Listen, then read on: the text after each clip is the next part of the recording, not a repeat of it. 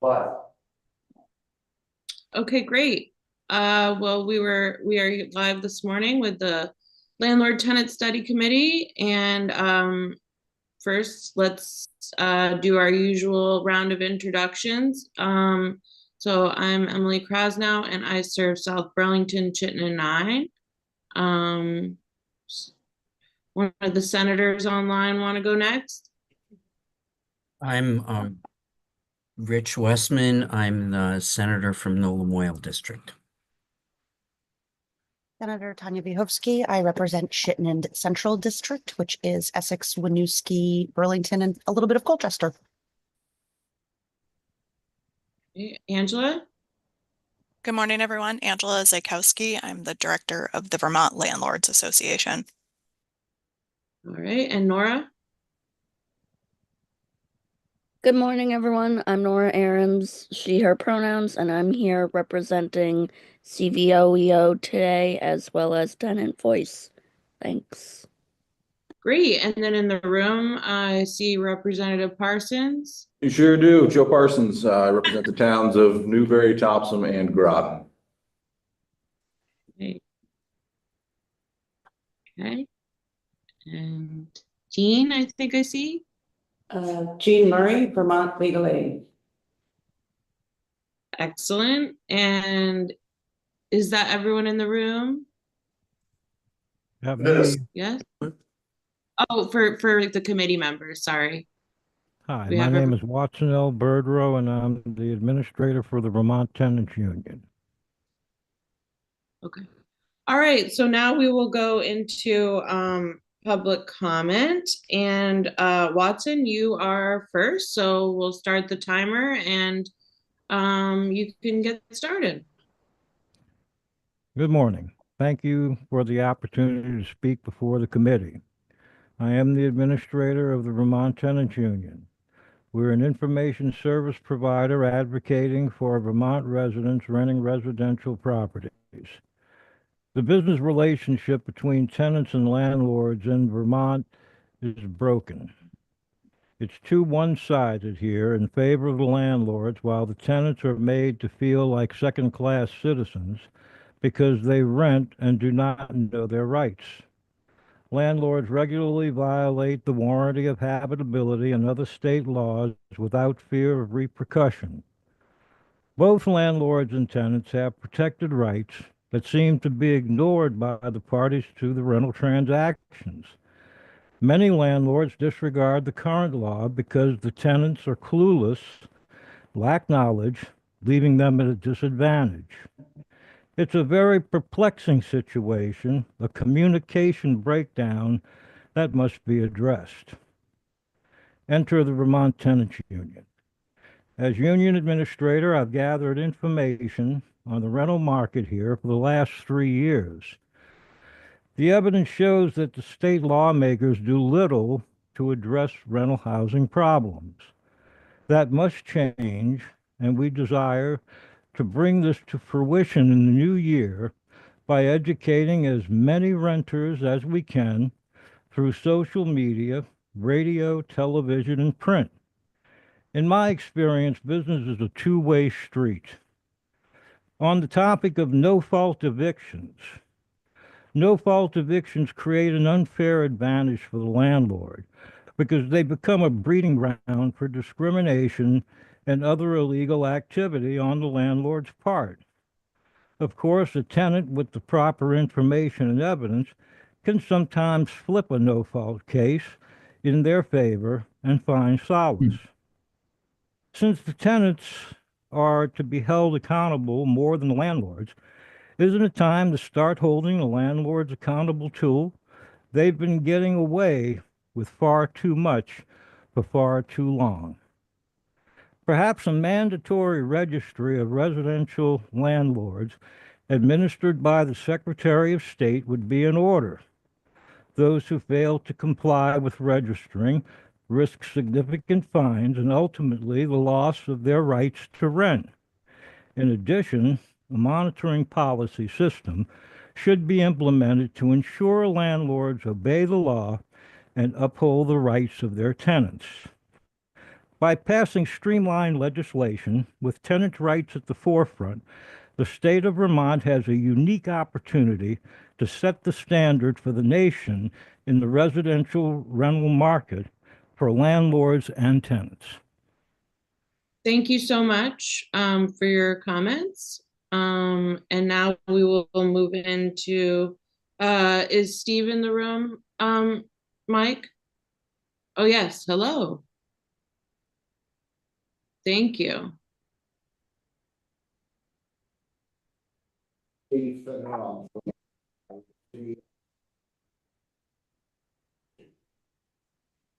I thank you all, especially at this time. However, 5 2-hour meetings only start. We're having, oh, sorry, we're having a little trouble with the audio on our end. Can't hear it. Yeah, I can't hear. Is this better? Does that work? Steve, can you try saying hello to us? The microphone is right here and it's not lit up. Hang on one second. Okay. Sorry. I'm gonna reset your time for 2 seconds. Thank you. I don't want to penalize you that way. No.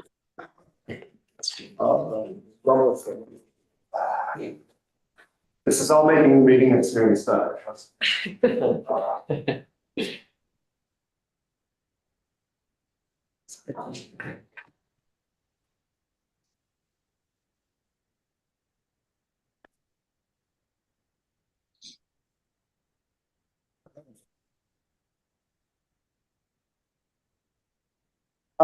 Representative Krasnow, one of our audio pucks is out. I'd recommend having witnesses sit here so that you can hear them better. Is that okay? Yeah, that's perfect because we can hear you, Mike. So yeah, let's switch around and that sounds great. Thank you so much. So Steve, come have a seat. More comfortable chair too. That's always nice. I can't tell you the number of people who would be thrilled to hear that I have been silenced. Oh, all right. Well, we're excited we can hear you again. So whenever you're ready, we can start the clock again. Good morning. My name is Steve Finner. I'm a resident of Barry City, and I'm representing Rights and Democracy. I want to start by thanking you all for your service, especially during this time of year. However, 5 2-hour meetings are only a start, given the complexity of this subject, especially in the face of Vermont having the second highest rate of homelessness in the nation and the scarcity of affordable housing. Every day we are hearing of someone dying because they are living outside without shelter. 2 things are very clear. There are evictions that are taking too long. Second, the time is long past for making no-cause eviction illegal. The legislative quid pro quo is obvious, and I hope it will be pursued come January. I also bring to your attention again the concern raised in my comments at the November 4th meeting. Apartment applicants who admit to having been incarcerated for a felony are often denied an apartment for that reason. Simply put, they have paid their dues and hopefully been rehabilitated by the experience of incarceration. Continuing to penalize them after their release only serves to raise the probability of recidivism, which serves no one, as well as creating one or more victims. So please consider legislation prohibiting such discrimination, and I thank you for your service. Thank you so much. And online now we have Nicholas. Yes, can you hear me? Perfectly, thank you. Great, thank you very much.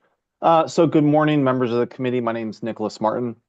My wife and I are landlords based here in Vermont, and I wanted to thank you guys for the opportunity to share my perspective on the current landlord-tenant law case study regarding the implementation of rent control. So I understand and respect the goals of addressing housing affordability. I just want to emphasize the unintended consequences that rent control would have, particularly on small landlords like myself and others, and how it could ultimately harm the communities that it's really intended to try to help. So rent control as a whole really disproportionately impacts smaller landlords like myself, who don't have that financial flexibility and large portfolio of the larger landlords in the area or corporations. You know, and many of us, rental income is not about profit margins, but around covering the essential costs of property ownership. And I'm just going to walk you through what the process is for like a smaller landlord like myself. We do not buy these properties cash. We buy them with a mortgage. Typically, a commercial mortgage has a shorter loan term, which means a higher rate. Rates are at an all-time high right now, which means that it is very hard to even break even on these properties. And if you are showing a profit when looking at the rent that's coming in and your expenses, that quickly gets gobbled up by the normal maintenance that happens in buildings.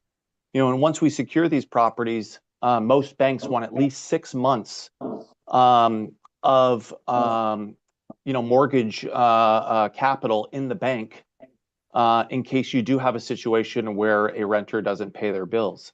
In addition to that, you also have to have a separate coffer for ongoing maintenance. And my wife and I take very great pride in the fact that we are excellent landlords that do all the work up front, which means that we invest in our properties up front, all new appliances, all new finishings, roof, whatever is needed up front. So when our tenants move in, they don't have anything to worry about. You know, we're often referred to as some of the best landlords that our tenants have had, and we always wanted to be the landlords that we never had when we were growing up and renting.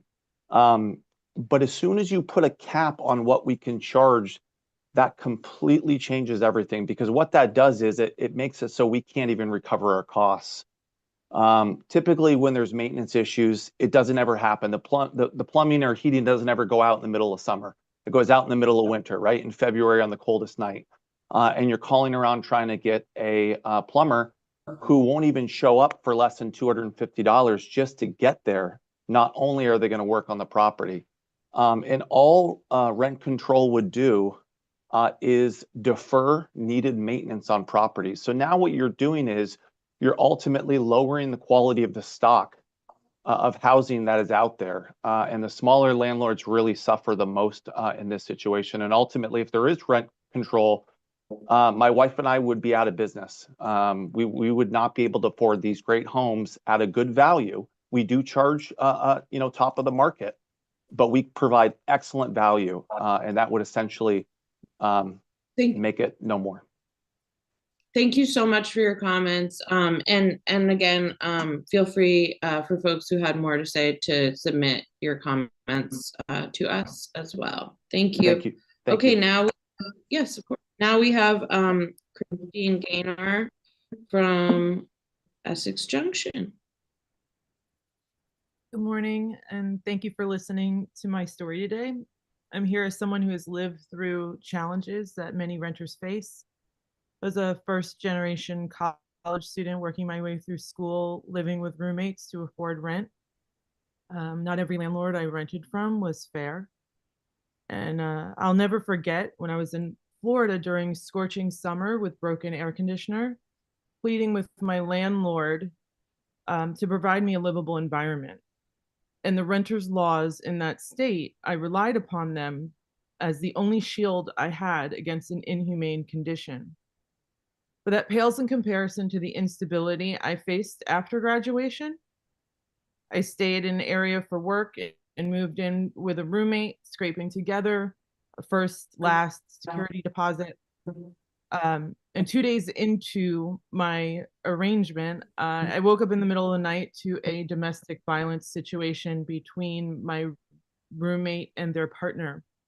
For my own safety, I had no choice to leave. I had no money left, no family or close friends nearby, and nowhere to turn. So I locked myself in my room and I was terrified and desperate with nowhere to go. I'll never forget that fear, the fear of having nowhere safe to go. I was fortunate. A man I was dating at the time told his family in the area about my situation. They took me in. They gave me shelter, which provided me the stability to work, save money, and find a new place of my own. At that time, there was availability. Right now, we're in a different situation where there's not much and nowhere to go. It's frightening to imagine what have happened without them. Would I have been forced to stay in that unsafe situation? Would I have lived in my car? Would I be in a shelter? Would I be the professional standing before you today without their kindness? It was their kindness that altered my story. But no one should have to depend on luck or charity to escape unsafe, unstable housing. Today, many Vermonters are living through what I experienced or worse. It's estimated 40% of homes in my city of Essex Junction are rentals, yet we don't even have a way of knowing who the landlords are or if that number is accurate. In the rental market, imagine if restaurants or bakeries operated without inspections, without accountability. But in the rental market, where the stakes are as high as basic survival, we allow the lack of oversight to persist. As Vermonters endure freezing winters, there's no guarantee landlords are ensuring their properties are weatherized or safe. And for tenants, just cause eviction protections don't exist in many areas, leaving families one unforeseen event away from homelessness. Legislation is quite literally writing people's stories. I'm asking you today to write a story that provides Vermonters with safety and stability they deserve. Thank you so much. Okay, thank you so much. And do we have Katie in the room? We do. Yeah. Yep. Great. Okay, forgive me in advance for maybe speaking quickly. Hi. My name is Katie Allen. I use she, her pronouns, and I have lived and worked in Vermont throughout my life. I want to give thanks to each of you for serving on this committee. I used to work as a mentor for teens struggling with social and emotional regulation and PTSD, which showed me how impactful unstable home lives can be on children and the far-reaching effects that this has in our culture. I now work with Rights and Democracy as a community and political organizer. A few years ago, I did not know that much about housing policy in Vermont, and then it became my job to listen to stories of Vermonters who've been impacted by landlord-tenant law. One of these stories was from a woman who was renting and living in an apartment in central Vermont. There were several times she was going about her day and saw a man standing in her window unannounced, puttering with a maintenance task. It was her landlord.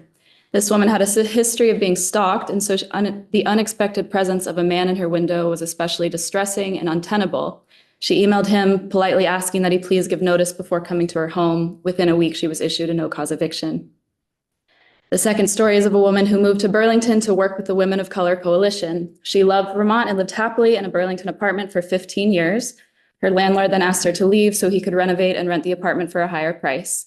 The next rental she found was in an apartment complex tightly managed by a property manager who showed clear signs of abusing her power with the tenants and racially profiling. The woman I spoke to knew she was being targeted. As the only person of color living there, she had to defend herself multiple times against false claims of being an unfit tenant. 1 month, she faced a health crisis and was brought by ambulance to the hospital multiple times. The property manager chose this month to issue a no-cause eviction when she had no capacity to advocate for herself. She spent the coming years with unstable housing, often relying on the motel voucher program. It is clear from these stories and countless others that the current laws allow for unjust occurrences like these. We need policies that protect the basic rights of our most vulnerable community members. It concerned me when during his testimony, Reuben Stone of Stone and Browning Property Management expressed a lack of understanding of the power dynamics inherent in landlord-tenant relations, but it opened my eyes to why this is a dilemma. If we are lacking a basic collective recognition of these power dynamics and the harm that they can cause, then of course we will be hard-pressed to work to meet in the middle and find equitable solutions that work for all. I also spend time listening to the stories of landlords as a part of my job. I understand their desire to protect their livelihoods and a procedure that allows for smooth eviction when necessary. Just cause eviction policy takes into account and gives protection to the needs of landlords while also bringing appropriate checks to the power landlords currently hold that is unfortunately misused more often than we would like to think. 4 municipalities have thus far shown by a democratic process that they support this policy. Adopting this in the municipalities and statewide would be a bold step for the state that could lead by example nationwide. I ask this committee to take seriously and advocate for just cause eviction, as well as a statewide rental registry that would finally provide us with the data necessary to understand this issue in whole. My hope is that those in historically privileged positions will open space in their hearts to hear the stories of those most vulnerable, often lacking adequate representation. This is the great opportunity we have as humans to choose love and compassion over an exploitative status quo. Thank you. Thank you. Thank you.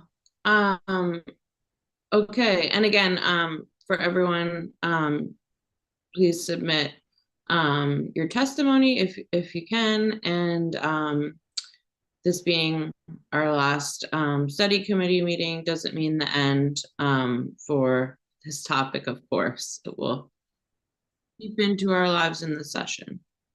All right, so now John, if you'd like to, are you going to?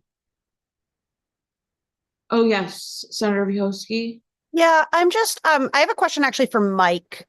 So last week we had some testimony from the executive director at Burlington Housing Authority, and I had asked for some data to support their testimony, given that it was in conflict with the data we've previously received. I'm just wondering if Mike has received that. I have not. Senator Vyhovsky, everything that has come into the study committee, I have posted online. I'll do a double check though, just to make sure. Great, thank you so much. To that point of Stephen Murray's testimony, where he said over and over again that if a Section 8 or housing choice voucher tenant was evicted for cause, there's an automatic 3-year bar. And I have since looked up the regulation. That is not what the regulation says. The regulation says that if a tenant is, if a person has been evicted for a drug-related crime, then there's a 3-year bar. All of the rest of the reasons for eviction, including criminal activity or lease violation, those are all discretionary.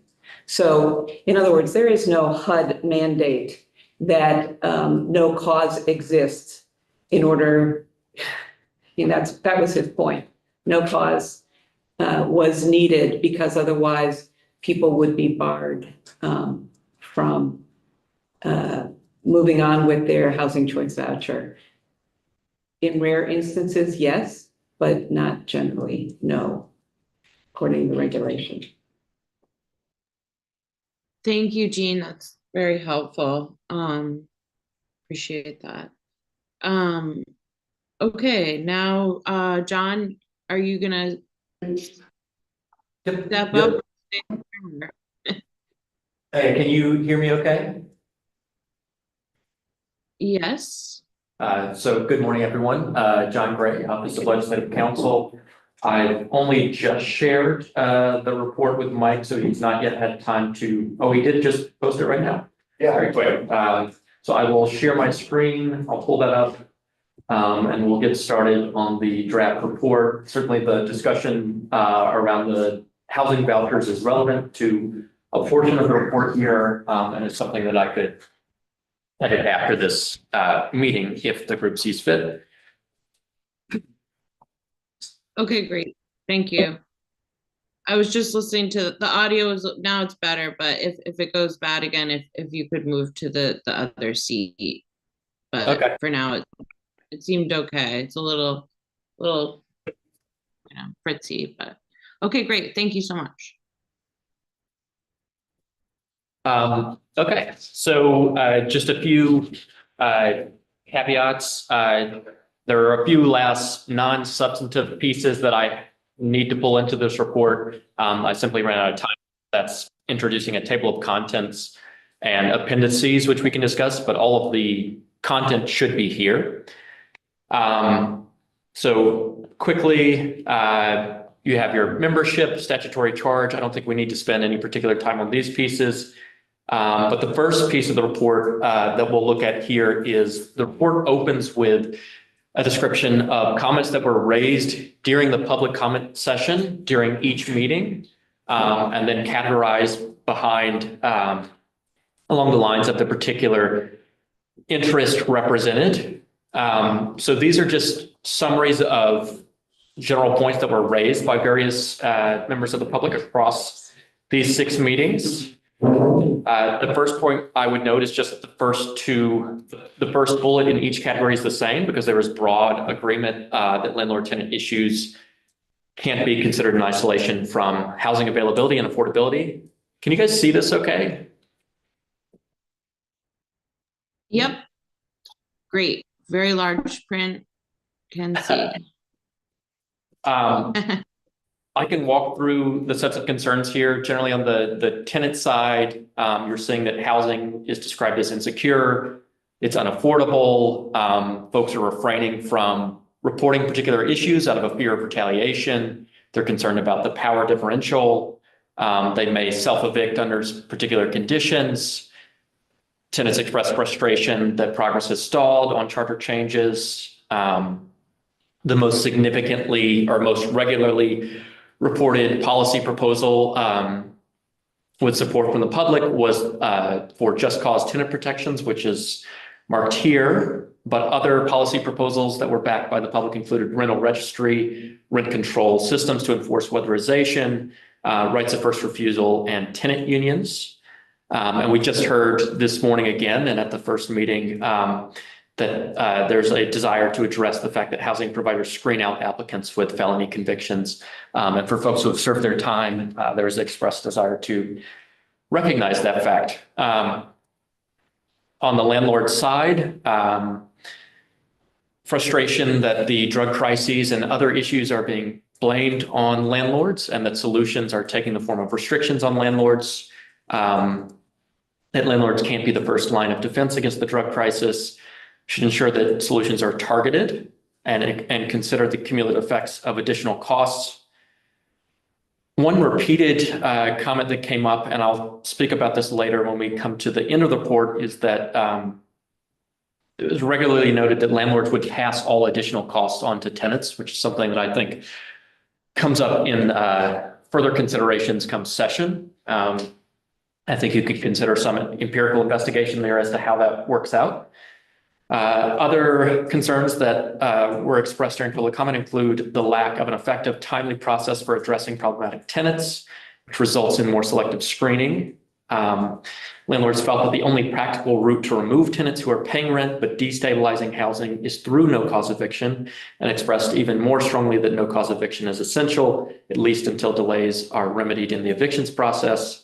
And lastly, that it's no longer financially feasible for the private sector to build and provide affordable housing. I'm having to pause here if there are pieces of this, if there are things from public comment you feel are omitted, or if you think that any of these overstate or understate particular concerns. And also just to get a sense for folks' reactions to this presentation. I certainly didn't intend for the division of tenant and landlord columns to suggest that there is some inherently intractable division between these two parties. And I think, that's in part why they share the first bullet, but I do think it's meaningful to point out that it is a landlord-tenant study committee, and we're considering problems that are occurring across these groups. So it felt fair to me. Thank you, John. Looks like we have a question. Yes, Angela?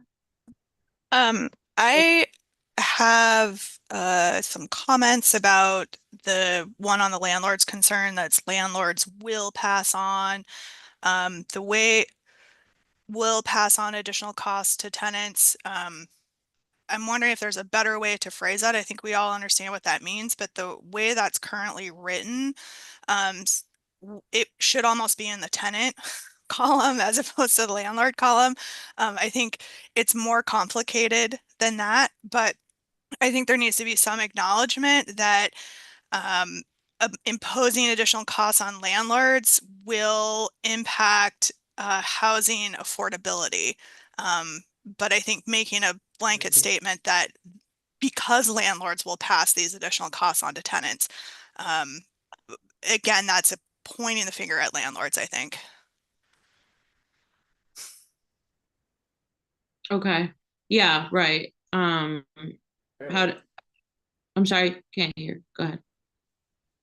John, but the last bulletin point? Yes. Yeah. The no longer feasible, I don't think it's no longer feasible, I wouldn't say that. I think what I've heard is that like, we're headed down a road where it just doesn't make sense for smaller landlords. So we're just gonna end up with people who own thousands of units, and that's about what you're gonna have for rental. Or state. Yeah, so I have a few responses that actually address both. I certainly was concerned about Angela's point. This was something I wasn't sure how to word.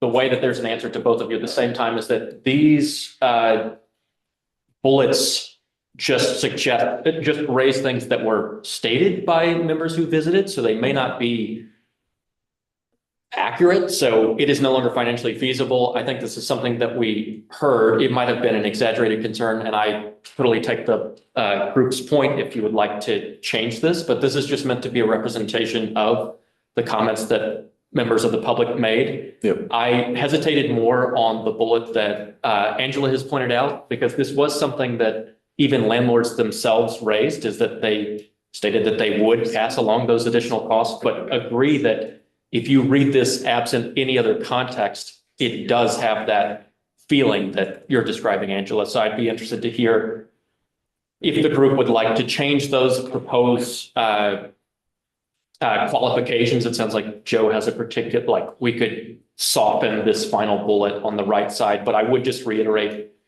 this is meant to capture comments that the public made, regardless of whether or not they're accurate, but it is currently the opening piece of the report as well. So it does have a strong effect on the reading of the report. I mean, maybe if I might suggest for the bullet point that I raised, something along the lines of landlords indicated that imposing additional costs may be passed on to the tenant, increasing housing, something that makes it clear that it was information coming from the landlord community versus like a blanket statement that all landlords are going to do this. Okay. John, I was going to make mention in the intro paragraph to the list of bullets, maybe elaborate a little bit more, just saying it must be a summary of the comments that were made during the public comment period, just so it's clear. That's to your point. Yeah, I think boosting the lead-in language here could also soften the effect of these.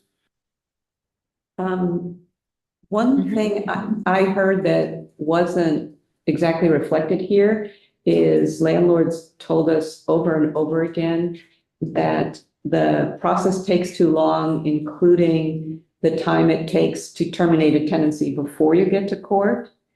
But at the same time, landlords said, we need to have that no cause option. And in the statute, cause can be as little as 14 days. Non-payment can be as little as 14 days.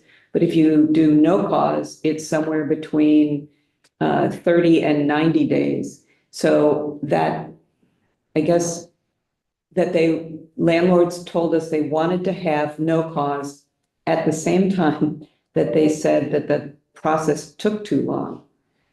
So I found that kind of illogical. I mean, it's not if the sense was a wholesale look at the process and our notice timeframes too long as well, in addition to the court timeframe. So I wouldn't necessarily say that those were competing statements. It just may not be what the committee wants to do in this situation. One of the things that made me think of it was the written testimony that we got this morning from the person who wasn't able to be here, but wrote in and said, this has been my experience. And it was to that point, I need no cause, but no cause takes months. So, and it all takes too long. Okay.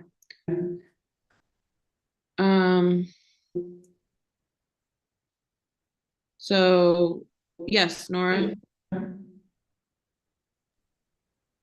I just wanted to thank John for putting this together, and appreciated the clarifying point of the intention was not to create a division between tenant and landlord concerns by having the bullets being columns. I was curious if like a little asterisk or addendum could be added to this just to put that point in writing, just to assuage any concerns or like gut reactions of, oh, it looks like it's a battle between tenants and landlords. I appreciate that, and that could easily be added into the lead-in language just to clarify if folks do have broader objections to just the structure, that can change as well. Obviously, this is the first time that the group is seeing the draft, so this is all flexible. My hope is that this is in a form that at least captures the concerns the group has, but you're free to change this as much as you would like. Yeah, I think. No, you did great, John. Just a suggestion. Thanks.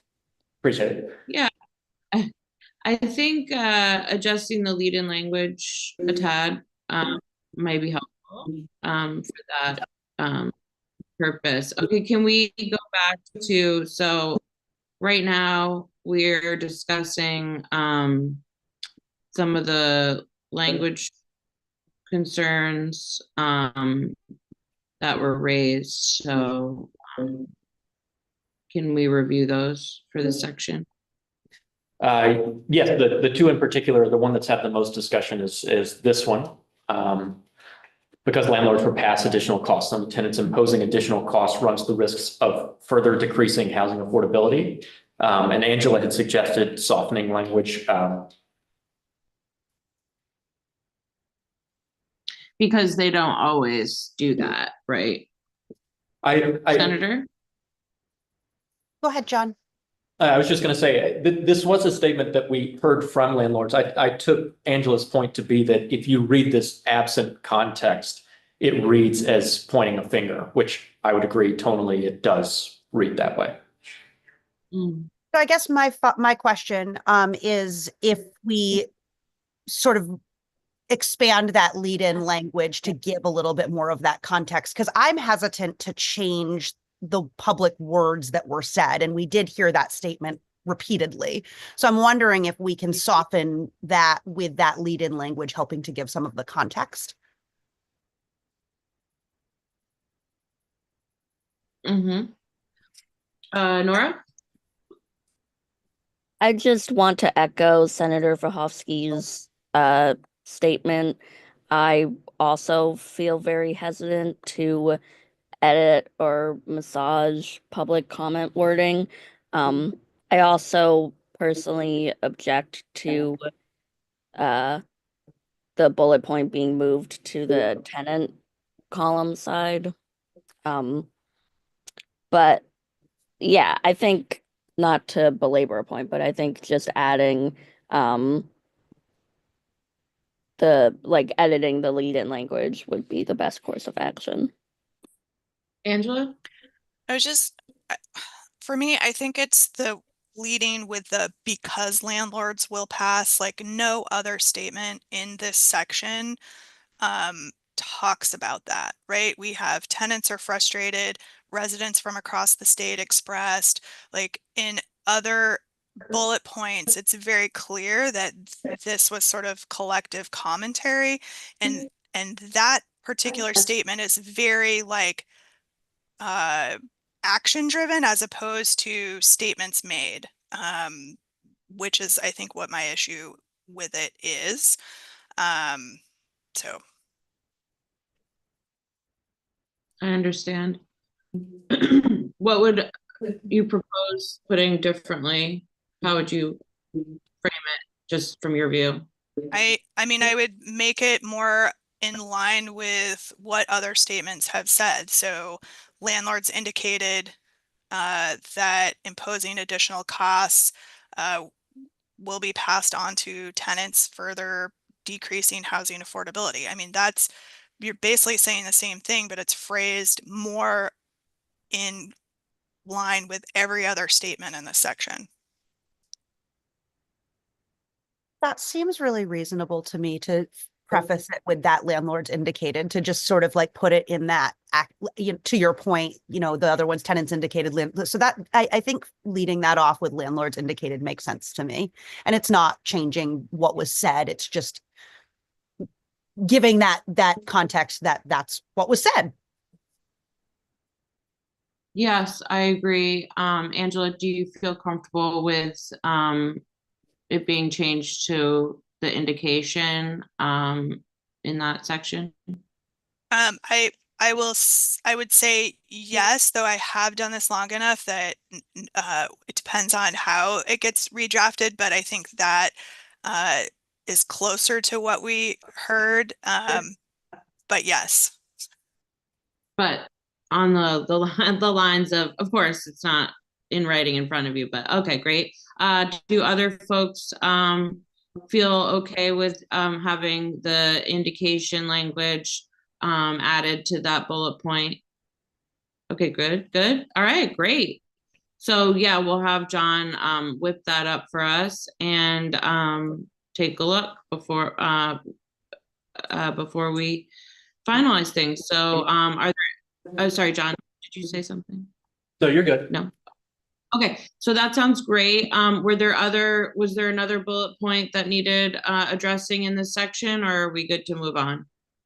Okay. Yes. In terms of qualifiers, the next statement down, if landlords lack an effective, timely process for addressing problematic tenants, they will more selectively screen that. We actually heard that landlords felt that because they didn't, they screened more selectively at the beginning. But I guess in terms of but there's not the other side of it, which is, I think tenant screening is here to stay. I don't think, unless we come up with regulations about tenant screening, that there is going to be any slowing of tenant screening. So the way this is phrased, if then, that's already the existing case. It's because landlords feel they lack an effective, they screen more selectively. And so it's not about if there isn't, if timeframes got shortened, they're still going to screen. They're not going to change that. So it sort of implies that they would. And that strikes me as not. Landlords came here saying, I have to screen because I'm worried about the costs at the other end. Not that they will change it. Not that Angela? they'll quit screening. I was just going to say, to get to Jean's concern with that statement, what if the if was removed, right? So it's landlords lack an effective, timely process for addressing problematic tenants, and they selectively screen applicants at the front end. I'd say landlords believe, just like we did with the other one, landlords indicate, landlords believe. It's not that they actually lack an effective, timely process, it's that they believe they lack an effective, timely process. Or landlords indicated they lack an effective, timely process. That'd be an okay compromise. Okay, that sounds good to me. How do folks feel about that? Any objections to that line for John to switch up? Okay, great. Let's keep going. Were there any further comments on this section? Sounds like we're good to just make those adjustments and keep going. Okay. So the next piece is the contextualization. I'm sorry to interrupt. I'm so sorry. in the scrolling, I noticed on the left column, residents also expressed support for a rental registry for rent control. Would it be possible to edit that to rent stabilization instead of control? So this is a general point for the report as a whole. I wasn't sure what approach to take. There are instances where I reference both control and stabilization. Yeah. Groups call as to whether or not they think this is a politically divisive, I guess, way of describing. But I would say more generally, the report uses rent control as a term, which was also used by some of the advocates that support policies around this. But Senator? Yeah, no, I know that I know some of the advocates even used them interchangeably, but I think it's confusing if we use them interchangeably. People may think they're actually different things when they're not. My preference would be for rent stabilization throughout, and John totally recognized that, again, some of the advocates that came and spoke about this used the interchanging language. Yeah, I personally would also just prefer stabilization to be the standard throughout this document. But again, I'll echo Senator Verhofstadt's comment about, I appreciate, John, that it's very common for these terms to be used interchangeably. Angela? I mean, if this is, the public comment section, don't we want to keep the language in line with what folks were using? And if there's, clarifications that want to be made further on in the report for distinctions between those two terms. But this is, folks were using these words who were providing public comment, and it should probably stay because that's what they were saying. I think I can appreciate that sentiment, but I think some minor edits were made to the landlord side, and I don't see changing control to stabilization as too major of an edit. Those were just my thoughts. Other committee members have thoughts on that piece before we move on? Yeah, I do. Are we gonna change it throughout the entire thing, wherever it shows up? Or are we changing it just here? It was suggested by a committee member that we change it through the entire report. I do have concerns about tweaking too much of the public comment. I haven't seen the full report yet, so I haven't seen where it's used and how. But it was suggested by someone that we switch it throughout. Senator? Yeah, absolutely. As I see it, it's not a substantive change, given that the words are used interchangeably. It's a clarity change, and that is why I would suggest it be one thing throughout.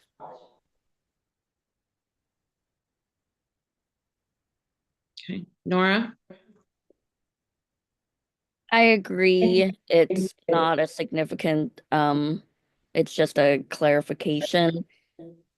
However, if other committee members have strong concerns, could we at least add a slash every time the phrase is used? So for rent control / stabilization.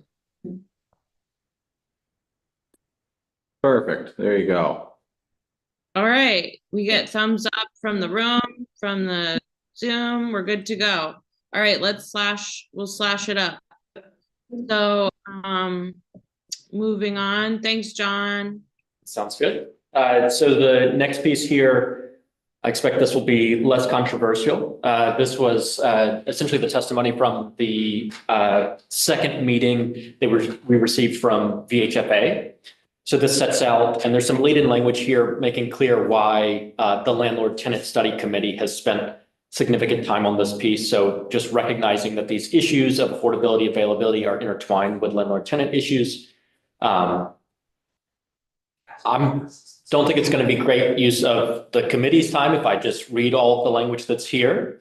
I will say that this very closely tracks what we heard from Nate, and I've provided links to both the housing needs assessment and VHFA's Vermont Housing Data website so that folks who are accessing this report can find that data.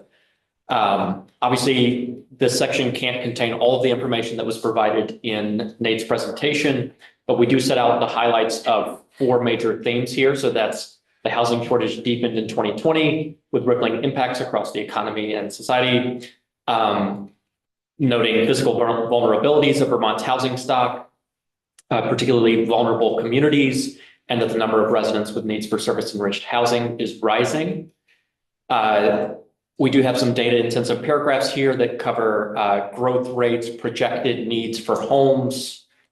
And then we do have some instances, mostly this all tracks the presentation that you received, but in some instances, what we have is hard data, so you have the numbers.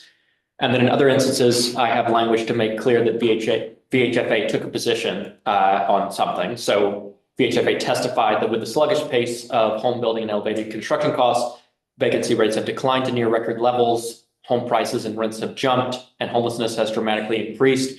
In instances where presentations tried to draw out causal connections, I've tried to make clear that it's simply the position of the person or organization testifying that they're asserting there is this causal relationship, and I hope that the language makes that clear by just using testifying that.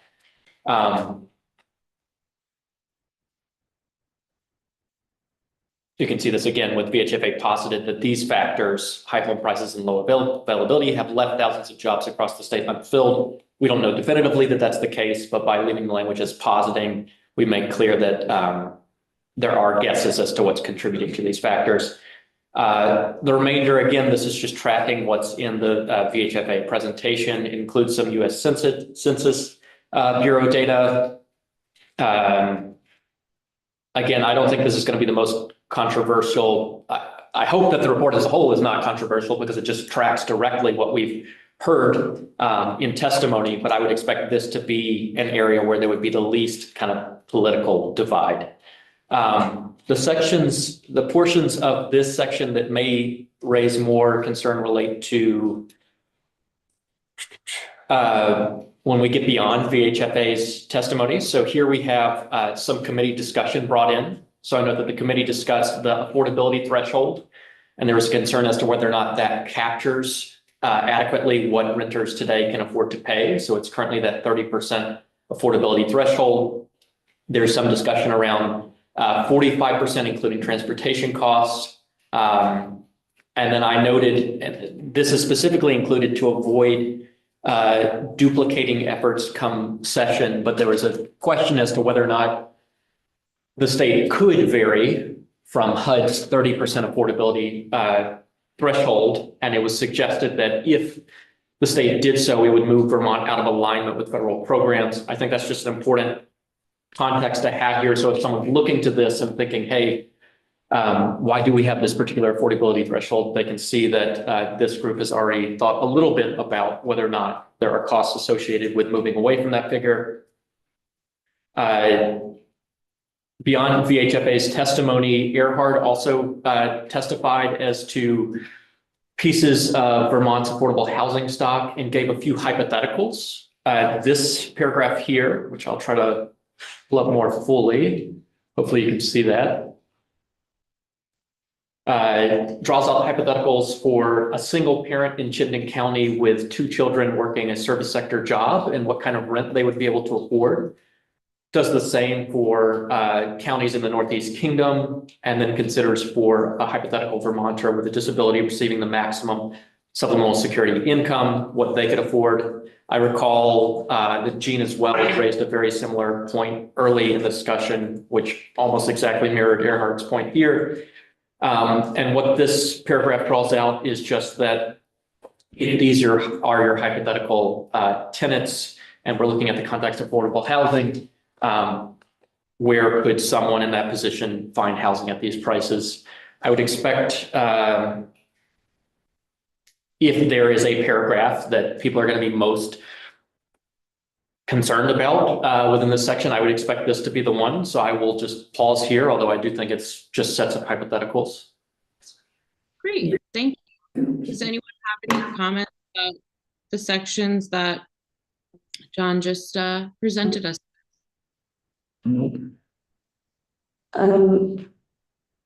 One of the things I think, John, I haven't gotten a chance to scrutinize this yet, but the HUD fair market rates have always lagged behind what the actual market is. And so I'm not sure anybody suggested that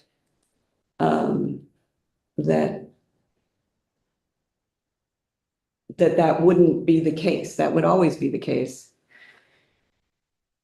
I don't really have fully formed thoughts. One of the things is I see all of this, and it doesn't mention the term that people use when we're talking about this affordability thing, which is how many tenant households are cost burdened, which I think was really important data that VHFA gave, which is let me scroll up because I do have. You put it in I there. do So have, or it may be just past. Yes. So I have this paragraph here. Halfway on 6. Yeah, all of Vermont house, VHFA testified that of all Vermont households, fully 31% cost burdened, with more severe figures for renters, fully 51% cost burdened, with nearly half of those severely cost burdened. okay. All right. Thank you. And I think if I was understanding the point you were making related to HUD fair market rents, maybe you were suggesting that there were two pieces around HUD fair market rents that came up in that discussion of the 30% affordability. So one was that even the rates that HUD's setting aren't reflective of actual costs, which leads to GHCD contesting and trying to get alterations to the figures that are used here. And then the second piece wasn't just that, but whether or not the threshold itself was an appropriate threshold in today's environment, which is the concern that I recall Senator Bihovsky raising. But if I've conflated the two here, certainly would be interested to fix that. I guess the thing that's giving me pause is the last sentence in the last full paragraph on page 6. That shifting from the 30% affordability threshold would move Vermont out of alignment with federal programs, which could create implementation issues. And I'm not sure what that means. Housing choice voucher allows people to pay up to 40% of their income for rent. So, and that's actually a fairly common thing across Vermont. So I'm not sure what that sentence means. Do we have a concern that we're worried about? I'm not sure what that is. So I'll say what I was trying to get at, and then because this is not my area, we'll see if this is accurate. I recall when Senator Bihovsky raised this, that Sean remarked that it was important to stay aligned with HUD's definition of affordability thresholds, and that if you altered the state's particular affordability threshold, that it might cause implementation problems. That's what this sentence is meant to get at, but I don't know what the implications of that would be. If this is meaningless to someone who works in that space, that would certainly be relevant to the language here. But that's what this is trying to get at, is that Sean remarked, were a state to diverge from HUD standards, it might cause problems implementing affordable housing. They wouldn't necessarily be insurmountable. It just might mean that you create divergent systems. I mean, I'm just guessing as to how that would work out. And I see that Senator Bihovsky, who raised the point. Yeah. Yes. No, thank you for trying to capture that. I raised the concern that 30% is not actually affordable. And my question to VHFA that was answered by Sean is that may well be true, but if we come out of alignment with that federal affordable housing aspect, it could create issues with implementation. And again, I'm not entirely sure what those issues would be or if they'd be insurmountable. But that is sort of where this came from, is just given that that 30% threshold was set in, I think, the 1950s or maybe early 60s and hasn't been adjusted since, to account for things like medical debt and student loan debt and the rising cost of transportation and childcare, and that. And I know there's other countries that use 20% or other percentages. So that's really where that concern came from, is that maybe 30% isn't even affordable. And so while we're talking about affordability, that's not actually what we're looking at. But I don't think we as a state have the capacity necessarily to change and address that.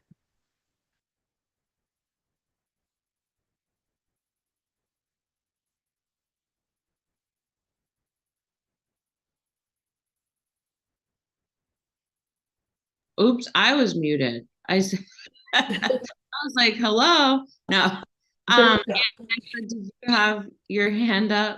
Yeah, I was wondering if it's the word significantly at the start of that sentence, because really we're talking about committee discussion, that if the 30% was shifted, we would move us out of alignment with federal programs, which I think is maybe not necessarily incorrect, but and could create implication issues.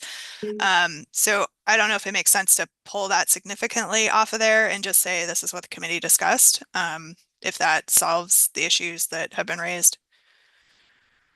I guess I kind of want to think about it in a more concrete way. I think you're probably right.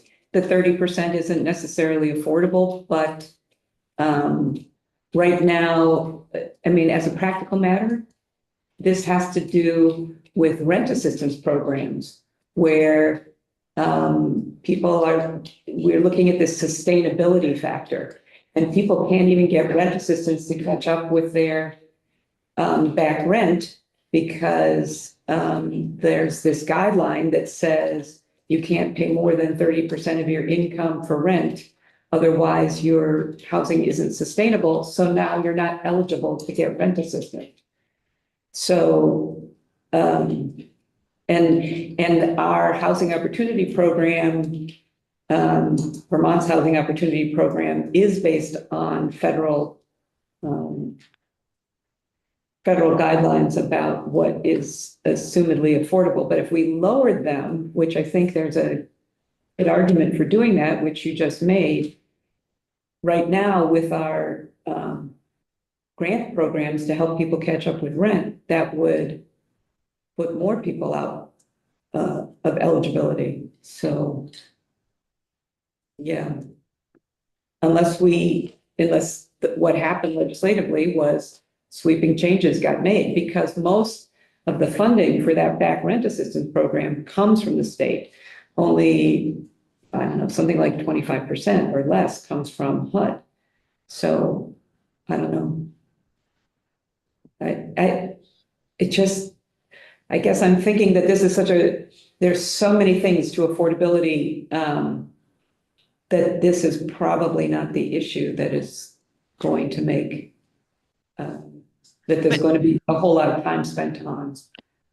Right, but does the rest of that paragraph cover? Because I'm looking at it, I think, the challenges is that all of us are sort of seeing this for the first time and trying to read through it and think through it, because it talks about committee discussed national housing policy, and the groups have suggested affordability thresholds going up, and that inflexibility of the hard, I think there's some acknowledgement of that further up. DHCD does contest fair market rent set by HUD. They should better account for actual costs. So it seems to be there. So another thing is, because this specific sentence was included specifically to address that this was something raised as an idea for consideration, if there is no risk that someone reading this paragraph without that sentence is otherwise going to assume that Vermont would be inclined to shift from that 30% affordability threshold. And what the sentence does is qualifies that it might not be so simple.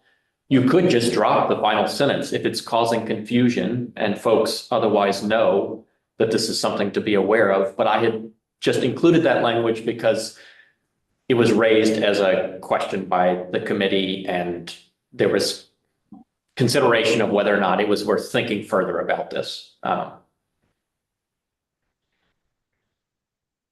Committee, what's your take on this? What would you like to do?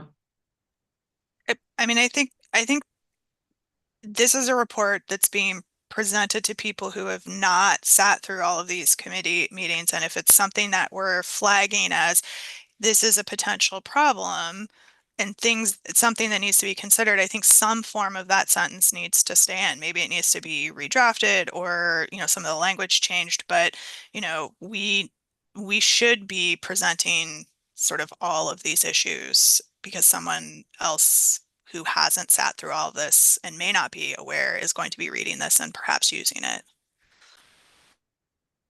Agreed. Okay, Jean or Senator Vyhovsky, do you have any comments about that, or? I mean, I don't know. I agree with Angela that it is really challenging to like process in the moment when it's the first time we're seeing this. I thought as it read, it represented what I said, but to that point, I was in the room. I'm the one that said it. So of course it makes sense to me. So I think one of the problems is the paragraph mixes up two ideas. One is an affordability threshold based on household income, and the other is fair market rent. Both of these things are dictated by HUD, but they're really two different places.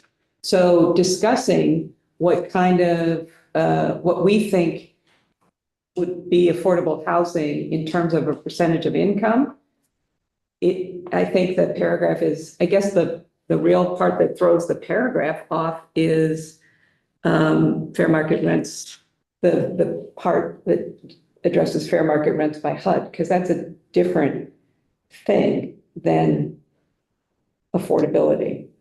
Or no, it's a different thing than household income affordability and rent burden and the money available to pay for rent. That's 30% of household income. Fair market rent is what HUD is willing to pay for housing. So maybe So take that sentence out. Or make it into two paragraphs. Does that make sense to you? I may need to reach out just because I don't understand the context of so I might suggest something for the group, just given the way the discussion is proceeding. Given that folks are reading this for the first time and are and may have substantial tweaks to pieces of this, it might make sense for me to jump to the most controversial portion of the report, which is like the set of next tasks or further investigations that would follow from this. And then folks will have time to read this on their own time and can look through the more innocuous portions and maybe just flag language changes to me or the group that they think would be useful. I think that might be just looking at the time availability we have. And I know that I don't determine the way that the group proceeds, but I think we might just want to jump to the hard parts if we're having these many questions about, yeah.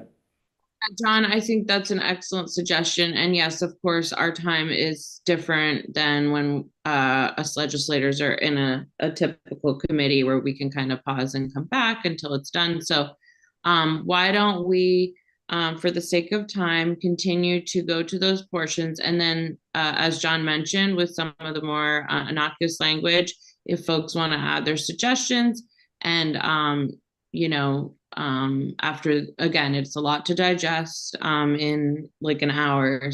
So I totally agree. And if that works for folks, why don't we do that? If anyone sounds good. Sounds All good. right, Can I just get a quick clarification before we jump real quick?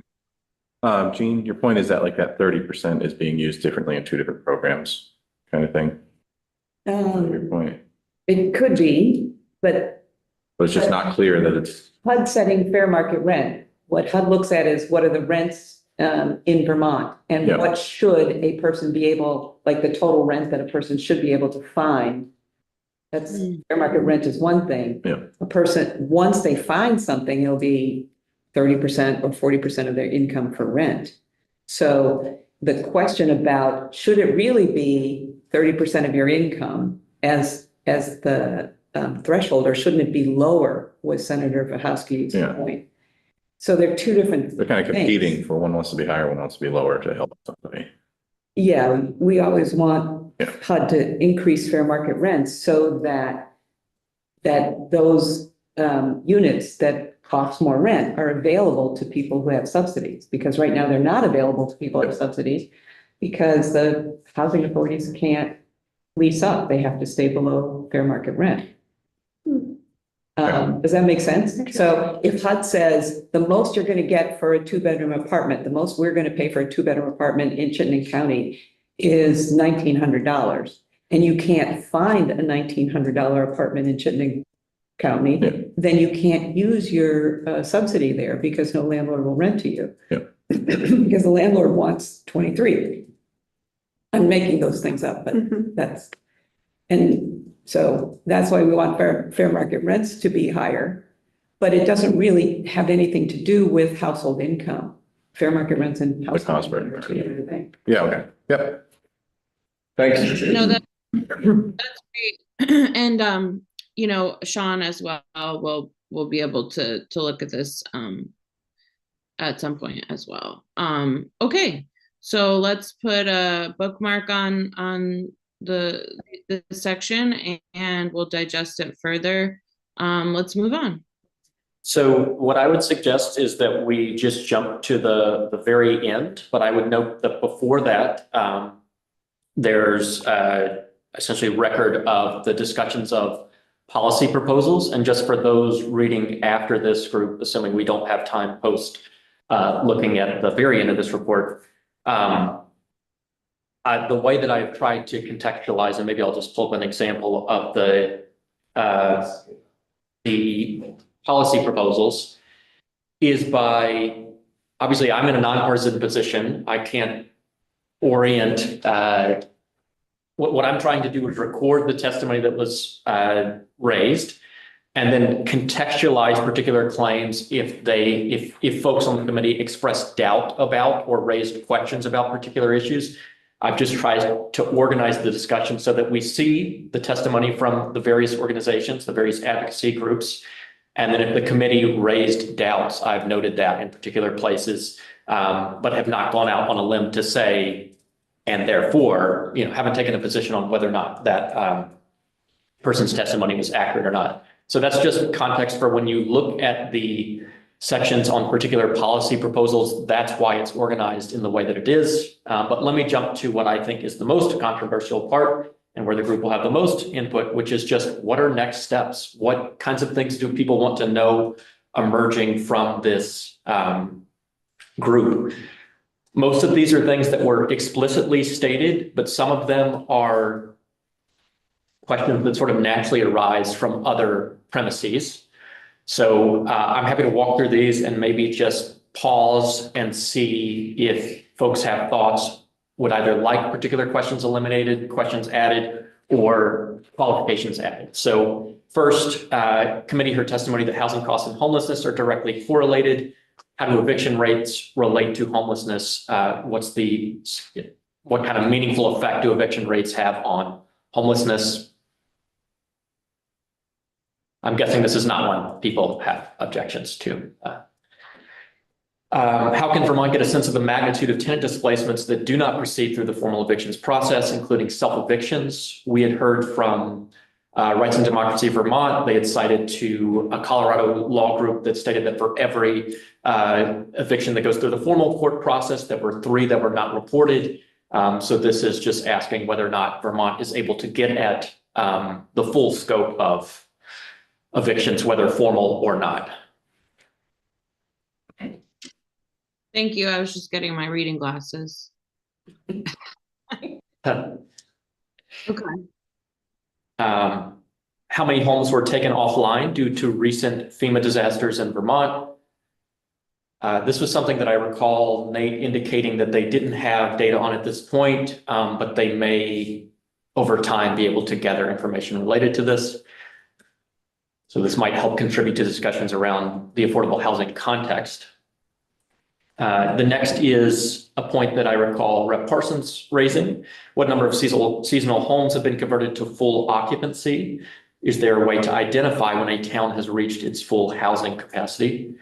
And I'm not sure if you had tweaks to, Yeah, that wasn't kind of my point to it, I guess, but I was just referencing a town that during COVID, people stayed at their seasonals. They've since, for the most part, dispersed back, but Okay. yeah, it was. And I would say if you'd like to drop any of these, like feel free to delete this. The context for this was in some of the data presented from BHFA that was attempting to characterize shifts in rates of occupancy. And but if this is not something that you're concerned about, I think this is. Yeah, just get rid of this. Yeah, you can probably just get rid of it. It was more centralized to water quality issues around lakes and ponds and such. Okay. During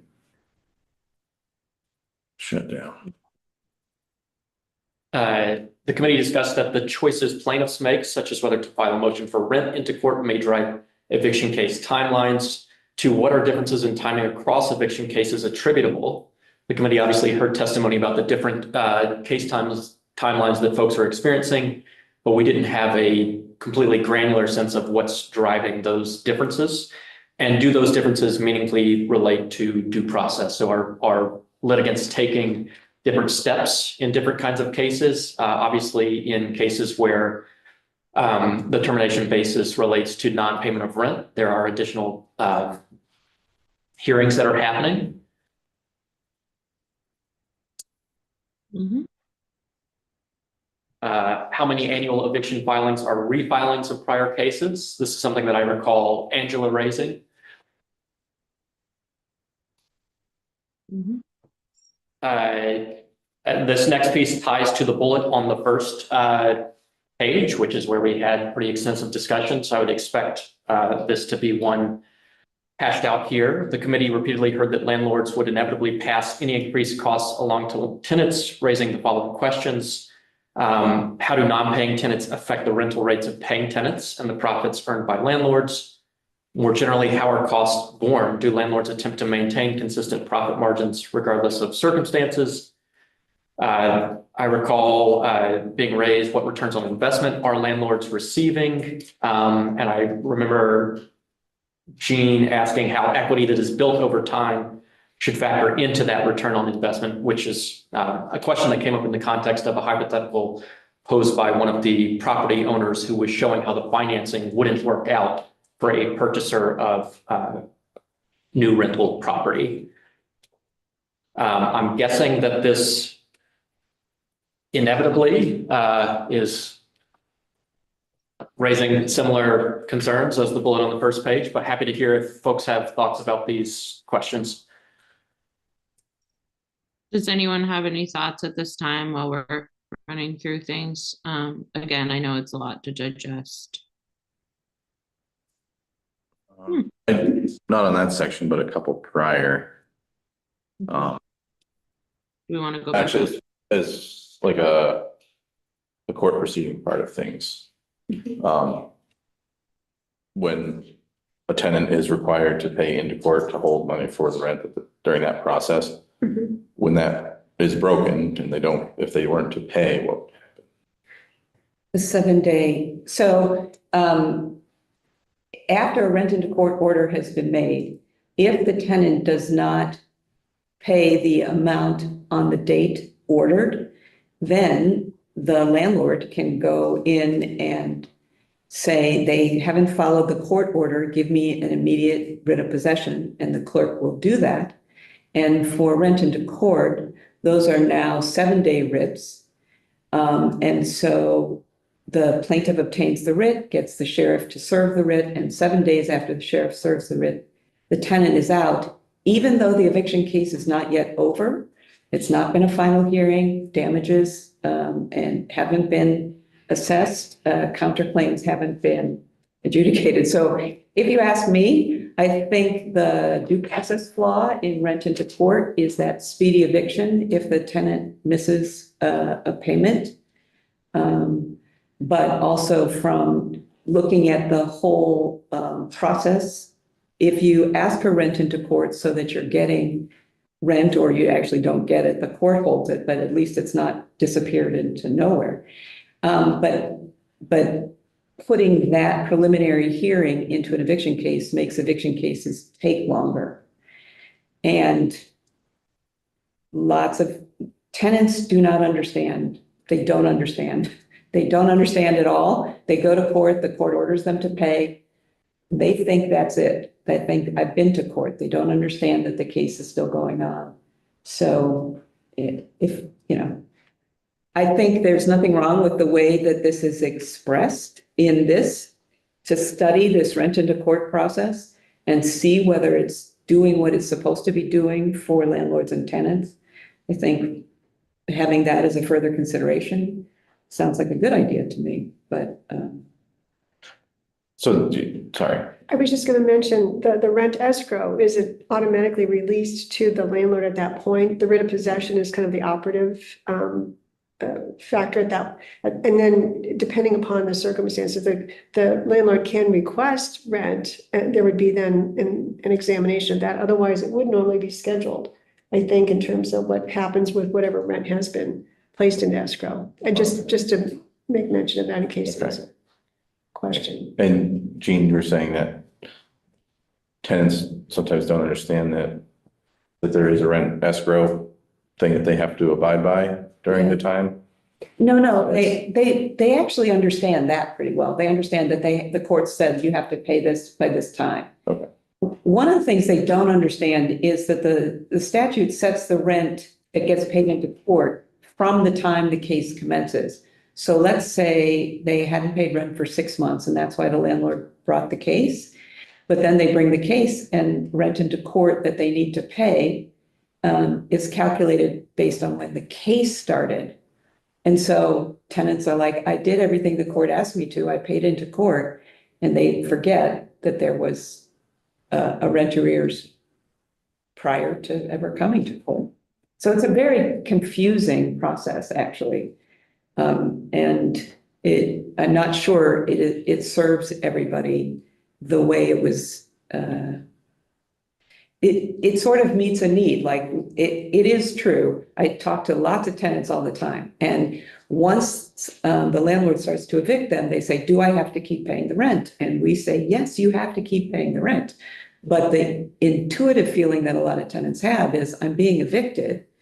I need to save up my money for the next place. I can't pay the rent and save up money too. So they quit paying the current landlord rent, which ends up being very frustrated to the landlord because they're evicting, they're not getting rent. That's not the law, that's just human behavior. So we have a real split system of like, you don't pay the landlord, there's quite a lengthy process sometimes. You don't pay the court, you've got a week. yes. Well, I mean, Angela has for a long time told landlords, don't wait 6 months. Don't wait till there's 6 months arrears. Right. Yeah, if you need to evict for non-payment of rent, do it after a month or maybe 2. Yeah. And he's got her hand up. Yeah. So she can speak to Angela has that. her hand up. Angela and then Senator Vyhovsky. I mean, I was just going to say my experience in court for rent escrow hearings is that the judiciary, and by judiciary, I mean the judges that are sitting on the bench hearing these cases, does a very good job of making sure tenants understand that the rent escrow is a preliminary part of this process, that there are still things that are going to happen in the case, including tenants needing to file documents and answer with the court if they haven't done that. And generally, cases progress from rent escrows to status conferences. Every once in a while, they would go right to a final hearing. But I think if tenants are appearing at those hearings and participating in the process, the judiciary does a very good job of making sure tenants understand that the case is not over unless the parties have agreed to that as a part of a rent escrow day agreement or something along those lines. Senator Vyhoski? One of the things I think is actually kind of important as we sort of navigate this, is to get a sense of how many of our tenants and how many of our landlords are represented by attorneys. Because I know that the judiciary probably does an excellent job, and civil law is really complicated and difficult. And so it would be helpful, I think, in just sort of this next steps to see if we can get a sense of like, what is the attorney representation? Because I imagine some of our tenants, probably many of them, didn't go to law school. Yeah, and I think I can obtain that data in terms of if there's a notice of appearance, entered in a landlord-tenant case. I don't know if that was gathered before, but I can certainly look into that. My understanding is the vast majority of tenants do not have representation. In terms of landlords, not all landlords have representation either. But I can see if we can gather the data for how many cases have and whether we can distinguish the landlords versus tenants. I know the data because since we've gotten pandemic money, we also gotten a weekly report from judiciary about the cases filed, and I can extrapolate from that. With all of the pandemic money that has funded more representation for tenants for the last 3 years, right now, tenants, about 10% of tenants have counsel, and that's with all this extra money, which is going away. And about 85% of landlords have counsel, which of course landlords pay for themselves. So there are plenty of pro se landlords, 15 to sometimes 20%, depending on the county. And but most landlords get lawyers, and most tenants don't have lawyers. By vast majority, and that data stays pretty much true nationwide. Tenants are not represented by counsel enough, and Angela is right. The judiciary, the judges do a very good job of explaining to the people who show up what's going on, but it's a lot of information to take at one time, and tenants don't really understand, even if they're being explained to. It's like going to a lecture and maybe getting 2 salient points out of 5. It's very hard. It's very hard to understand. Senator? Yeah, as a follow-up to that, I also just as a social worker with some background in the psychology of people, I imagine evictions proceedings are pretty stressful for tenants, which actually even decreases their ability to take in information. But my follow-up question is maybe for Terry, maybe for Jean, maybe for the report is there a way to extrapolate whether or not cases where tenants and landlords have representation take less time than cases where someone doesn't have representation? Because I would imagine if someone who's like trained to navigate these systems, it could actually decrease the time frame. Yeah, so Legal Services Vermont has done what we call a rent escrow clinic for the last 10 years in Chittenden, Washington, Rutland, and Addison. And they had a UVM study it, and it turns out, I don't know what percentage of cases across the board actually go to rent escrow. It's somewhere between 35 and 50% of cases go to rent escrow at the beginning of the case. But the rent escrow hearing gives an opportunity for Legal Services Vermont to bring lawyers and to bring pro bono lawyers to court that day. And if cases can be settled, they settle them that day. And therefore, where there is that rent escrow clinic with lawyers available for tenants, that has been shown to shorten the length of cases. But not all cases go to rent escrow, and certainly that's not all counties in Vermont that has that availability. Thank you. That's helpful. Okay, so John, next steps on that, so we kind of, and look, like, obviously this intersects with a lot of different committees. I've talked with the House Chair of Judiciary, who's in delegation, and there will be discussions during the session from multiple committees about these topics. So, okay, let's keep going. So I'm happy to jump to the next questions. A little surprised that maybe I'll get follow-up comments on some of these. Are you trying to No, I'm just trying to make sure that everyone feels that they're able to fully express their reactions to. So the next question here, the committee repeatedly heard that tenants faced multi-$100 rent increases.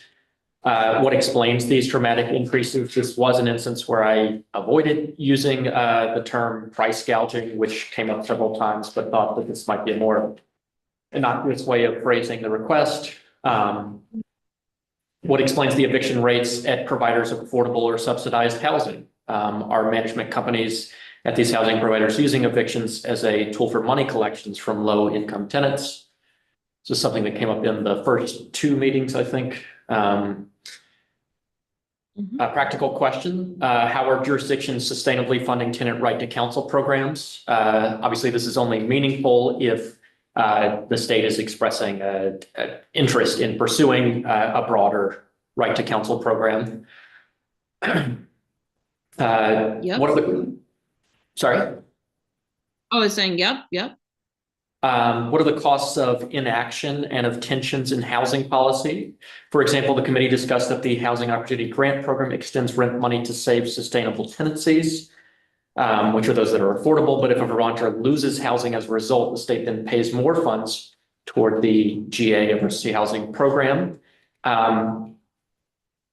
So just trying to get at, are there areas where there are tensions in Vermont's affordable housing policies or other policies related to landlord-tenant laws that might be costing the state money? At our first meeting, we heard to re-examine the parameters of the renter rebate program, which is not kept up with changing conditions. Younger families, lower income tenants that would have met conditions in years past no longer qualify.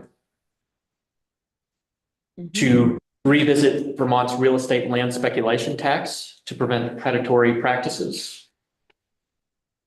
And to re-examine the Rental Housing Advisory Board's 2019 and 2020 recommendations. And I imagine that you guys have your own sets of questions that you would be interested in having added to this. So I would welcome anything that comes to mind, or if things after this come to mind that you think would be worth pursuing in session, be useful to get those as well.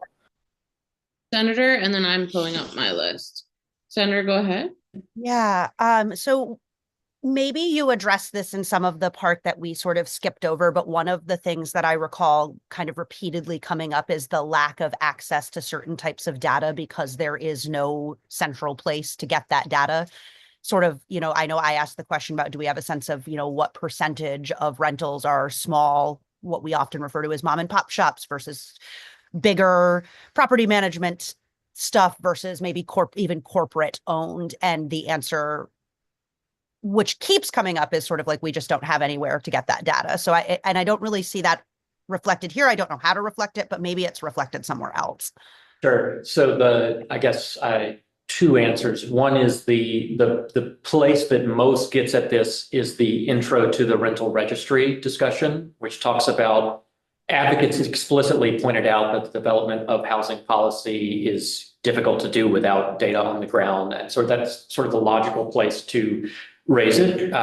So I do have language here to talk about that. But as to your point, whether the report notes repeated instances in which data was not provided, it does not do that. And I know that this morning you asked specifically whether or not Steve Murray from Burlington Housing Authority had provided the data that you'd requested last week, and we hadn't received anything.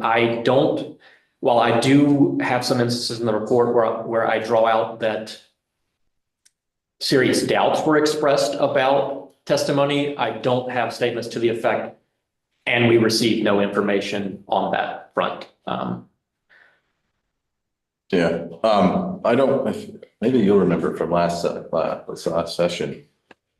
There was, when we were looking at the registry, aspects of it and information that was looking to be gained. It seemed there was two places, and I'm trying to think, I know the tax department has a fair chunk, it's just not available. And then there was another agency. Emergency services? Was that what it was? I think it's emergency services. Yeah, so it was one of those situations where it's the vast majority of the data that we were looking for is available, just not publicly. It's available privately in two different boxes that you can't look at.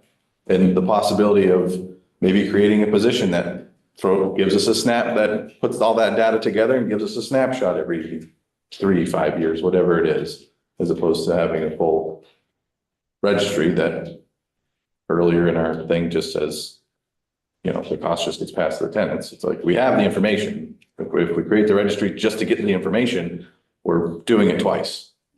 If we're creating the registry to do something else, then that's different, but the information exists for the most part. And maybe what you file as the landlord, maybe there's 2 more things that are on that piece of paper to give us a little bit more information that we're looking for, you know, like the age of the building or something, or things like that.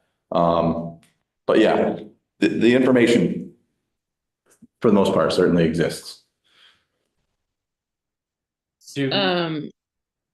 Yeah, I mean, on my list, I had, you know, data collection as being something that is critical to put on a next step for people, you know, between the flooding and the short-term rentals, and the lack of data, I feel like, has been very disruptive to a lot of our policy making. But yes, Senator Vyhovsky.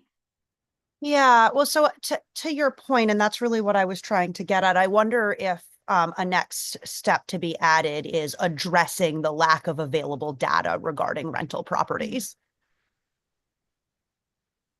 Yeah, I mean, I personally would like that as well. I don't know how, you know, and Joe, to your point, that doesn't specifically say where the data, making it more available, right? It doesn't imply a specific place, but just making sure that we have,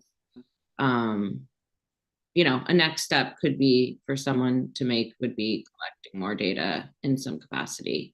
How do you feel about that? Angela, sorry, go ahead. I was just gonna say, you could incorporate some of these requests on the last bullet point there, re-examine the Rental Housing Advisory Board's 2019-2020 recommendations, including lack of data, because that was a big component of what the advisory board was looking at as well.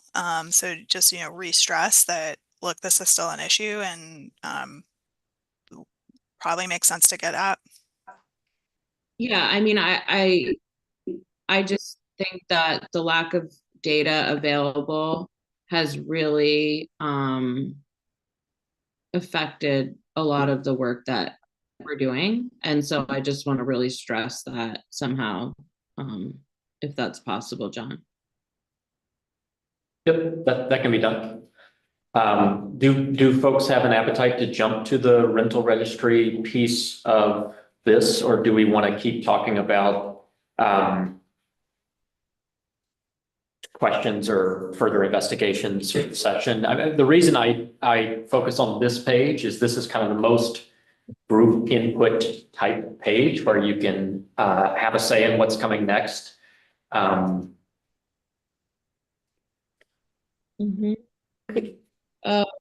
What are folks feeling? Can I bring up something that we hadn't talked about and nobody testified? Which is, I know I have a bunch too, and then I had other members reach out to me about XYZ, and I'm like, oh no, that didn't come up. But yes, so I'm with you on that. Go ahead, Jean. So I think,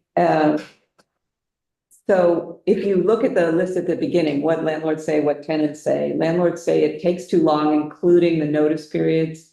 And tenants say they don't have, alternatives, and landlords are evicting too much. There are programs that have been piloted across the country. And the other thing that I noticed is when the judiciary can't make its aspirational timeline of an eviction taking 6 months, it often has to do with the judiciary being under-resourced. And so I think a idea that we should keep on talking about is eviction diversion located within the judiciary, but perhaps have eviction diversion be at the termination notice stage. In other words, you send a termination notice, and then if you think you're going to eventually get to court, you participate in eviction diversion programs to see if the eviction can be avoided altogether. And if it was funded, if the judiciary was funded to have a program like this, then we have a neutral arbiter in this state, which is the judiciary. We shouldn't necessarily be creating arbitration boards or some shortened process. But if landlords want to get going on the process earlier, like during the period of time where the termination notice is running, why not have an eviction diversion program to see if the eviction has to be filed at all? And for me, this would mean that the judiciary would need some more funding in order to be able to run something like this. Because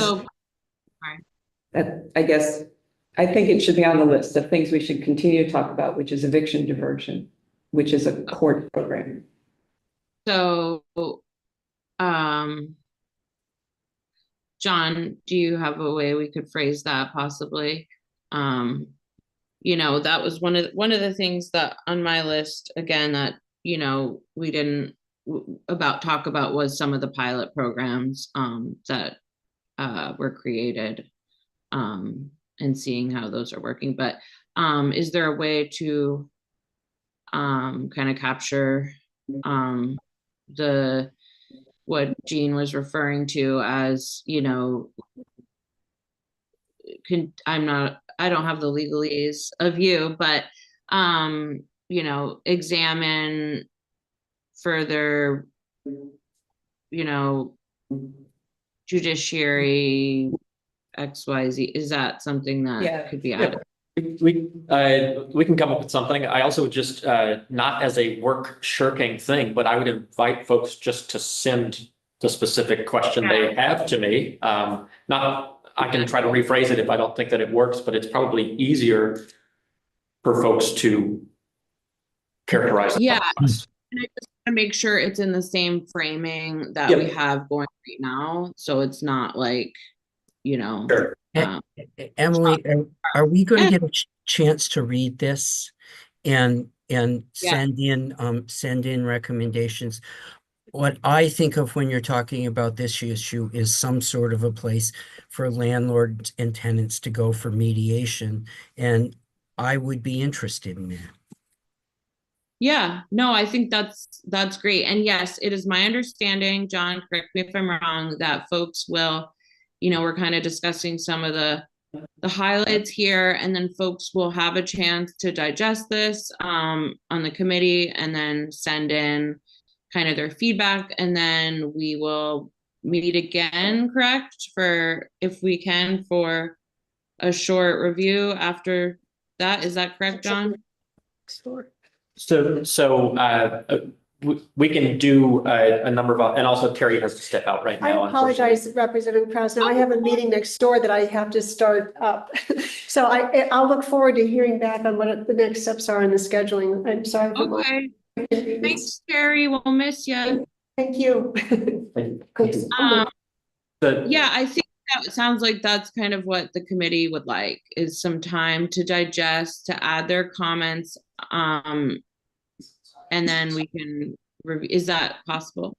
Yeah, so obviously want to be sensitive to everyone's time. What we had discussed in initial meetings was that if we weren't arriving, which seemed unlikely, at a fully formed document on this final sixth meeting, that folks would have the time to review, and then a quick, like very short Zoom meeting would be held just to take formal action on the report.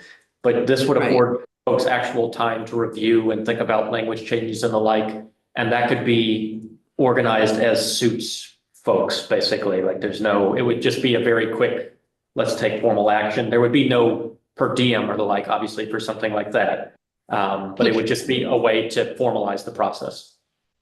Yeah, I think that is what a preference sounds like. And I do like Senator Westman's addition as well about a mediation situation. So I think given the time, it sounds like our folks amenable. Oh, yes, Angela.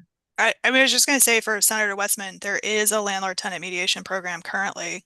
Funding runs out at the end of June, but there already exists a program for that. I understand that, and the money runs out, and not many people use it. No, I would definitely, assuming I'm going back to the committee of jurisdiction for these issues, I would definitely like to look into that deeper as well. Okay, so it sounds like are folks amenable to kind of reviewing on their own, adding some questions and comments, and then kind of sending out a doodle poll of sorts of when we can do like a 10-minute action regroup. Does that seem like a good plan to people? Yes, Senator Vyhovsky. Well, my understanding is this report is going to change and that we're also still like, so I'm trying to understand what the process is that you're suggesting, that we send our changes to John, John changes them, sends them back to us, we review them and then come back together, or we spend time with this report. And I'm confused. Yeah. John, do you have some context to and guidance on what the options are? So I would suggest that any comments people send in, don't send exclusively to me. Also copy you, Emily. So I think we could have, I think as long as people are being sensitive to timing of the session, should feel free to send in comments as they see fit. And then it's just going to be incumbent upon me and Chair Krasnow to work out how to finalize those changes into the draft. And then the idea would be, hopefully that could be circulated in advance of any formal action on a call so people could see what the draft is looking like. You wouldn't just be showing up for a vote on something you hadn't seen before. That's the way that I was envisioning it. Same. Yes, Senator, did you have an additional? No, that's helpful. One of the challenges today was that we were showing up to discuss a draft we hadn't seen. So I wanted to make sure we didn't set up a situation where we were doing that all over again. No, of course. And in 10 minutes, I mean, that's a hello. Yes, Nora. I was just curious about the timeline of the quote unquote 10-minute meeting. Is that likely to happen before the new year, or just so I can keep it on the back of my mind? Yeah, of course. John, can you remind us of our timeline of when we have to have this finalized? So technically under the law yesterday, but there is no enforcement mechanism for these things and reports are regularly late. So the thing I would say is you're just trying to have it for session. It's a practical question as to like best input you can get in, and then timeliness so that folks can present it early session. But if you want to do it soon, that's awesome. If you don't want to do it soon, that also works. We do want to do it soon. I mean, you know, clearly it's evident, you know, housing is a top priority for our legislature and our state. And this work is very important to many folks in the building and community members and stakeholders. And so I would appreciate that we have it ready for myself and John to present as soon as possible. So if folks could be timely with their reviews and questioning, I do. And I do also want to get Sean's point of view, who can't make it. So please, yes, if you could, yes, Senator Bielski. I'm just wondering, and we might not have the right attorney in the room to answer this question, but maybe John knows, but is moving this conversation to email a problem with open meeting law? So in this case, I think what would be happening is just that it would be small. It would be like the person sending comments and then Chair Krasnow on the email chain. So I don't think you're approaching any sort of quorum issues if that's the particular concern. Obviously, if the group again met, you like as a whole, you would want that to be public. But I don't think the email exchanges about drafting are violating any concerns here. Yeah, I thank you. I appreciate that. I just want to be really thoughtful about transparency and making sure that members of the public know how we arrived at whatever the final version is. So I get that for the sake of timeliness, like doing some of this via email makes sense, and some sort of mechanism of making sure the public sort of knows how that happened, I think is important. No, I appreciate that. Well, listen. John. What? Quick question for John. Yes. The policy proposal section of the thing. Is this written up as ideas that were deposited to the committee, or is these are the committee's proposals out to the legislature? This is just what was received. I can add lead-in language to the entirety of the report is like meeting minutes. That's the idea behind it. Okay. But I'm very happy to add clarifying language to make that clear that this isn't making particular recommendations on that piece. The only real instance in which the document does take a stance is at the set of recommendations for further investigations. Okay. Thank you. Exactly. I was going to say it's in my head, but to make it clear to the public that is the intent, and exactly like it does not reflect that the committee, says we need to implement this, but that these are things that should be discussed further in our interpretation from reviewing what we've heard is kind of how the report is going to look. And then policymakers and others will use the report to support what they would like to put forward, use it for committees of jurisdiction discussion. And that's kind of how it's laid out. But that's a good point. We should clarify that perhaps clearly for the public and other members of the legislature as well. But that is the intent, which I knew, but I didn't state. So thank you, Joe, for pointing that out. Well, look, I just want to say thank you so much to everyone. It was this isn't goodbye. We'll see each other again soon, but I want to thank everyone for their time. And it was great to, many of you I've worked with in various ways, but it was great to connect with you. And thanks for taking the time to be here and be present and add your voice. Everyone had such value to the conversation. And, Mike, thank you so much for all your work, and John, of course. So at this time, our next steps, we'll kind of review the draft as presented, and feel free to reach out to me and to John with your thoughts, and we will gather again at a near future date so we can really get this going, because I really personally, and I know many others would like to have this information and at the start of the session. So thank you so much. And with that, Mike, we can go off. Oh, yes, Nora. Sorry, I just wanted to say my thanks as well and appreciation for this committee being held. And I look forward to sending along a summary of my recommendations for the legislature.